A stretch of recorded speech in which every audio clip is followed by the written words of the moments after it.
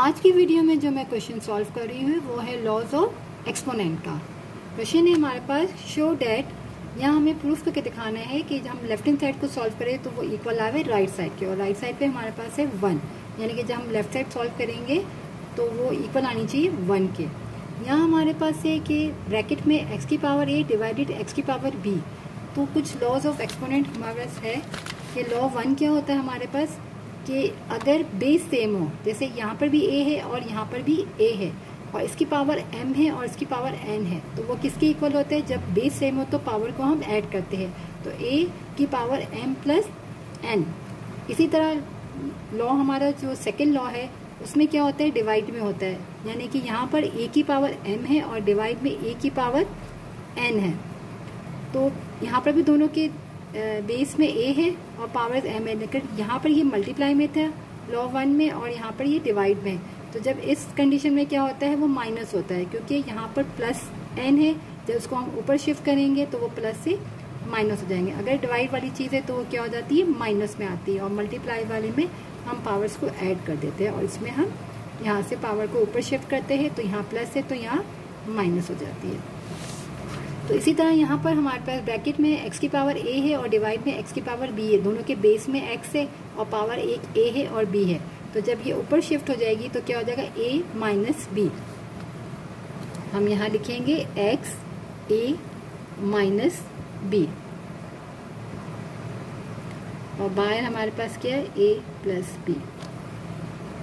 हमने यहाँ पर ये चीज़ अप्लाई की कि a की पावर m और a की पावर n, तो हमारे पास क्या है? x की पावर a और x की पावर b किसके इक्वल है? बेस में a था, हमारे पास बेस में x है और क्या हो गया? m minus n। डिवाइड में जब होता है तो क्या हो जाता है? पावर n ऊपर जाता है, यहाँ पॉजिटिव है तो यहाँ जाके नेगेटिव, तो m माइनस n। इसी तरह यहाँ पर बेस में x था, हमने x को 1 टाइम लिखा और a और ये वाला b जब ऊपर शिफ्ट हुआ तो माइनस b हो गया। आपको मैं यहाँ पर एक तरह से और बता देती हूँ कि अगर मैं बोलूँ मेरे पास x a upon x b है, तो हम क्या करेंगे? x a मल्टीप्लाई किया, इसको हमने ऊपर शिफ्ट किया तो x की पावर ऊपर गई तो माइनस b हो गई। ये x जब ऊपर गया तो x के साथ माइनस b हमने पावर लिखी। फिर हमने क्या बोला? दोनों के बेस सेम है तो हमने एक दफ़ा x लिखा और पावर क्या होते? ऐड हो जाते, तो a माइनस b। तो यहाँ आप डायरेक्ट कर सकते हो क्योंकि हमारे पास लॉ नंबर 2 है कि जब डिवाइड में हो तो हम इसको माइनस कर देते हैं।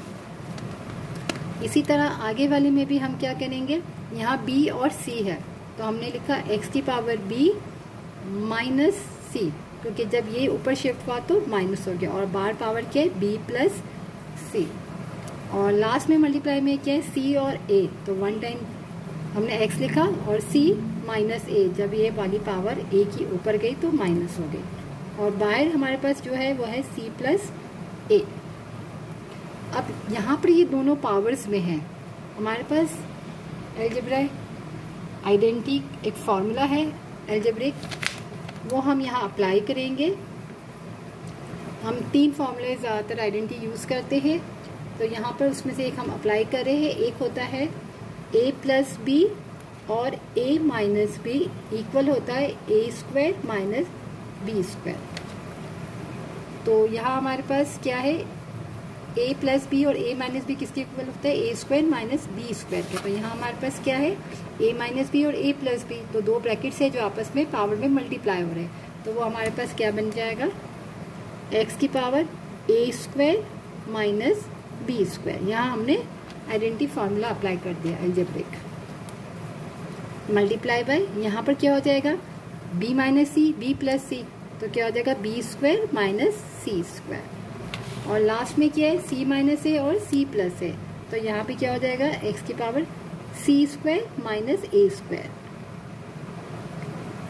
अब ये तीनों जो है आपस में x मल्टीप्लाई हो रहे, तो बेस सेम हो तो पावर्स हमारे ऐड होते हैं। तो हमने क्या किया?